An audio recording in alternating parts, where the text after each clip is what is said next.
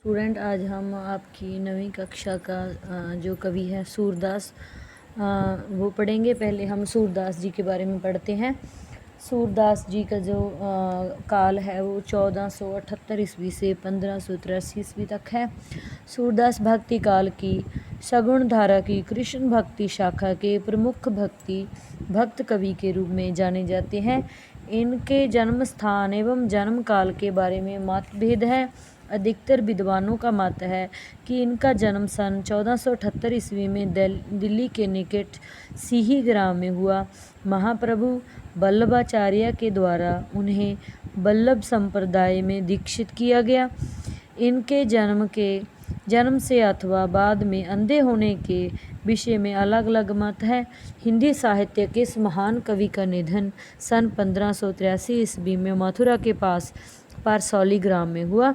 रचनाएं वैसे तो सूरदास जी की लगभग 25 रचनाएं मानी जाती हैं, किंतु आधुनिक आलोचकों ने पर्याप्त अनुसंधान के बाद इनकी 3 रचनाओं को ही प्रमाणिक माना है।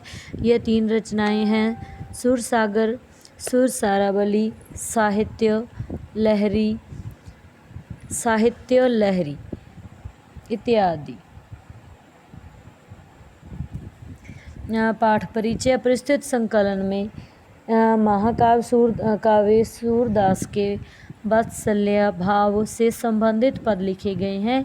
पहले ये पद में यशोदा श्री कृष्ण को पालने में झूला झुलाकर और लोरी देकर सुला रही है, किंतु कभी पलकें मूंद लेते हैं तो कभी व्याकुल हो उठते हैं। तब यशोदा फिर से उन्हें सुलाती है।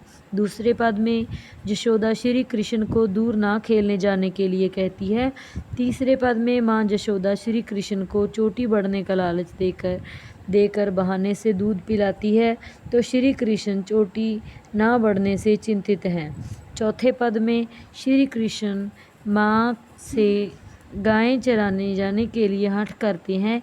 इसी प्रकार सभी पदों में वात्सल्य रस अपनी चरम सीमा पर दृष्टिगोचर होता है। सूरदास जी की जो भाषा है वह ब्रज भाषा है। अवधी और पूर्वी हिंदी के भी शब्द उनकी रचना में मिलते हैं। गीति तत्व की विशेषता उनके पदों में साफ दृष्टिगोचर होती है। सूरदास के पद।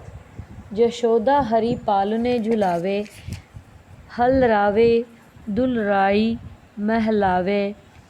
मल्हावे, जोई सोई कछु गावे। सूरदास जी कहते हैं कि यशोदा माता बाल कृष्ण जी को झूले में झुला रही है। वह झूले को हिलाती है, पुत्र को दिलाती है, पुचकारती है और जो कुछ मन में आता है वह गाती है। मेरे लाल को आऊ निंदरिया, काहे ना आने सुभावे, तू काहे नाही बेघे आवे, तो को काने बुलावे। तो इसमें श्री कृष्ण जी की माता हैं जो यशोदा जी, वह श्री कृष्ण जी को सुलाने का प्रयास कर रही हैं और वह निंदिया को बुला रही हैं कि ए आओ रे नींद, तू मेरे लाल के पास आ, तू आकर इसे सुलाती क्यों नहीं, तुम्हें कब से कन्हैया बुला रहा है। कबहू पलक हरी मूंद लेते हैं, कबहू अदर फरवावे। कभी तो कृष्ण जी हैं जो अपनी पलकों को बंद कर लेते हैं और कभी अपने होठों को फड़फड़ा रहे हैं। सोबत जान मौन वह रह कर सैन बतावे। उन्हें जब कोई भी श्री कृष्ण जी के बारे में पूछता है तो यशोदा जी सोया जानकर चुप हो जाती हैं और सभी को इशारों से ही कुछ ना कुछ बातें हैं जो वो समझा रही हैं। यही अंतर अकुलाई उठे हरि, जसुमती मधुरे गावे। इसी बीच श्री कृष्ण अकुला उठते हैं और फिर यशोदा फिर से मधुर स्वर में गाने लगती है। जो सुख सूर अमर मुनि दुर्लभ, सो नंद भामणी पावे। सूरदास जी कहते हैं कि नंद जी की जो पत्नी है यशोदा को जो सुख प्राप्त हो रहा है वह देवता और मुनियों को भी प्राप्त नहीं होता। इस पद में सूरदास जी, आप सभी को पता ही है कि हम पीछे पढ़ चुके हैं कि सूरदास जी थे जो वह अंधे थे अंधे होते हुए भी उन्होंने छोटे बच्चे के सोने और माँ की वात्सल्यमयी क्रियाओं का सुंदर अंकन किया है। कहन लागे मोहन मैया मैया, नंद मेहर सो बाबा बाबा, अरु हलधर सो भैया। श्री कृष्ण जी हैं जो इसमें सूरदास जी ने श्री कृष्ण जी जब बोलने का जो प्रयास करना शुरू करते हैं और श्री कृष्ण जी कुछ शब्द थे जो बोलने शुरू कर रहे थे, तब का वर्णन है सूरदास जी के इस पद में। सूरदास जी कहते हैं कि श्री कृष्ण जी अब कुछ बड़े हो गए हैं, अब वे यशोदा माता को मैया मैया तथा ग्वालों के मुखिया नंद जी को बाबा बाबा कहते हैं और अपने बड़े भाई हलधर सौ भैया बलराम जी को भी भैया भैया कहने लग चुके हैं। ऊंचे चढ़ चढ़ कहत यशोदा ले नाम कन्हैया। बालकृष्ण को बाहर खेलने के लिए दूर खेलन जान जहो लारे, मारूगी काहू की गैया। जब श्री कृष्ण जी अपने घर से बाहर खेलने जाते हैं तब श्री कृष्ण जी की माता यशोदा ऊंचे छत पर चढ़कर श्री कृष्ण जी को छत के ऊपर चढ़कर श्री कृष्ण जी का नाम लेकर पुकारती हुई कहती है कि हे लाल, दूर मत खेलने जाओ, तुम्हें किसी की गाय है जो वो मार देगी। गोपी गवाल करत कोतूहल, घर घर बजती बधैया। सूरदास जी कहते हैं कि श्री कृष्ण जी के रूप सौंदर्य पर गोप और गोपियाँ सभी आश्चर्य करते हैं, प्रसन्न होते हैं और घर घर में बधाइयाँ दी जाती हैं। सूरदास प्रभु तुम्हारे दर्श को चरणन की बल जइया। सूरदास जी कहते हैं कि प्रभु तुम्हारे दर्शन के लिए मैं तुम्हारे चरणों पर बलिहारी जाता हूँ। मैया कबू बढ़ेगी चोटी, कितनी बेर मैं दूध पियत भई, यह अजहू है छोटी। तो श्री कृष्ण जी की माता यशोदा जब श्री कृष्ण जी को ये लालच देकर दूध पिलाती हैं कि तुम्हारी चोटी तुम्हारे भाई बलराम जितनी बड़ी हो जाएगी, तुम दूध पी लो, तब श्री कृष्ण जी अपनी माता से पूछते हैं कि माता से शिकायत भी करते हैं कि माँ मेरी चोटी कब बड़ी होगी, दूध पीते हुए मुझे कितना समय हो गया है, लेकिन यह आज भी वैसी की वैसी छोटी सी है। तू जो कहत बल की बेनी जयों, हवे है लंबी मोटी। तो तुम तो कहती थी कि मेरी ये चोटी बलराम भैया की चोटी जैसे ही मोटी और लंबी हो जाएगी।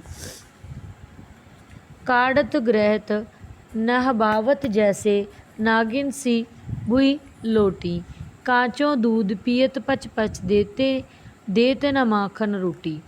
तो तब इसे निकालते हुए, जैसे कि कंघी निकालते हुए, गूंदते हुए और नहाते हुए यह नागिन की भांति धरती पर लौटने लगेगी। तुम तो ऐसे कहती थी। अपनी माँ से शिकायत करते हुए कहते हैं कि हे मैया, तुम बार बार मुझे कच्चा दूध पीने के लिए देती हो, लेकिन माखन रोटी खाने के लिए नहीं देती। सूरदास चिरंजीवो दो भैया, हर हलदर की चोटी। पद के अंत में जो हैं भक्त सूरदास जी कहते हैं कि बलराम और श्री कृष्ण जी की यह जोड़ी सदा के लिए बनी रहे। इस में जो भाषा है वो ब्रज भाषा है, सरल और सहज और भावानुकूल है। सूरदास जी ने बाल कृष्ण द्वारा मैया यशोदा जी से अपनी चोटी के ना बढ़ने के कारण शिकायत की है। आज मैं गाई चरावन जइयूँ, वृंदावन के भांति भांति फल अपने घर में खयूँ। सूरदास जी कहते हैं कि बालकृष्ण अपनी माता यशोदा से कहते हैं कि वह आज गायें चराने जाएंगे, इस प्रकार वह वृंदावन के अनेक प्रकार के फल भी अपने हाथ से तोड़कर खाएंगे। ऐसी बात कहो जानी बारे, देखो अपनी भांति। तब इस बात पर माता यशोदा उन्हें मना करते हुए कहती है कि ऐसी बात मत करो, जरा अपने को तो देखो कि तुम अभी अपने छोटे छोटे कदमों से किस प्रकार चलोगे। तुम्हारे कमल बदन कुमलइयो, रेंगित घामा साई मांझ। कोमल मुख धूप में भटकने से मुरझा जाएगा। इस पर बालकृष्ण जी कहते हैं कि तेरी सौ मोहे घाम न लागत, भूख नहीं कछु नेक, सूरदास प्रभु कहियो न मानत, परियो अपनी टेक। तुम्हारी कसम मुझे धूप नहीं लगती और कुछ विशेष भूख भी नहीं है। सूरदास जी कहते हैं कि प्रभु बालकृष्ण अपनी माता का कहना नहीं मानते, अपनी जिद अड़े हुए हैं कि उन्हें भी गाय चराने के लिए उनके साथ नंद जी, बाबा नंद जी के साथ गौएं चराने जो है जाना है। तो इसके बाद आपके जो शॉर्ट क्वेश्चन है वो देख लीजिए। जो शब्दार्थ है, जो पहले आपके जो प्रसंग व्याख्या खत्म होती है उसके नीचे शब्दार्थ, उनको अच्छी तरह से पढ़कर लर्न करना है। उसके बाद यशोदा श्री कृष्ण को किस प्रकार सुला रही है। यशोदा श्री कृष्ण को पालने में झूला झूलाते हुए, दुलारते हुए, पुचकारते हुए तथा कुछ गाते हुए सुला रही है। यशोदा श्री कृष्ण जी को दूर क्यों नहीं खेलने जाने देती। यशोदा श्री कृष्ण जी को दूर खेलने इसीलिए नहीं जाने देती कि कहीं किसी की गायें उन्हें ना मार दे। यशोदा श्री कृष्ण जी को दूध पीने के लिए क्या प्रलोभन देती है, लालच क्या देती है। वह कहती हैं कि दूध पी लेंगे तो उनकी चोटी भी बलराम की चोटी के समान लंबी और मोटी हो जाएगी। श्री कृष्ण यशोदा के साथ से क्या खाने की मांग कर रहे हैं। श्री कृष्ण जी यशोदा से शिकायत करते हैं कि हे मैया, तुम तो मुझे कच्चा दूध देती हो, मुझे कभी माखन और रोटी कभी नहीं देती, इसीलिए मुझे माखन रोटी की वह मांग करते हैं। अंतिम पद में श्री कृष्ण अपनी माँ से क्या हट कर रहे हैं। अंतिम पद में श्री कृष्ण अपनी माँ से गाय चराने के जाने के हट कर रहे हैं। वे अपने हाथों से तोड़कर फल खाना चाहते हैं। तो प्यारे विद्यार्थियों, आपका जो चैप्टर है वो कंप्लीट हो चुका है। आप इस चैप्टर को अपनी इस जो है वीडियो उसको ज़रूर देखें और सुनें, और उसके बाद खुद भी लेसन है जो वो रीड करें और लर्न करें। इसके वेरी शॉर्ट क्वेश्चन आंसर है और जो बुक वर्क है सभी को याद करना है।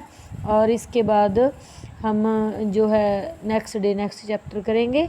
धन्यवाद।